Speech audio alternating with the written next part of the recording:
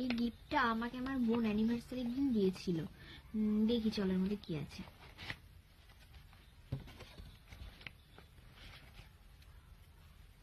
প্রথমে একটা সুন্দর ছবি আমাদের তিনজনের, আমার তো খুব পছন্দ হয়েছে এটা।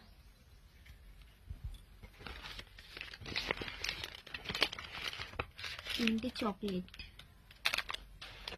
এতে আর কিছু নেই। আর এটাও দিয়েছিল, দেখি এটার মধ্যে কি আছে।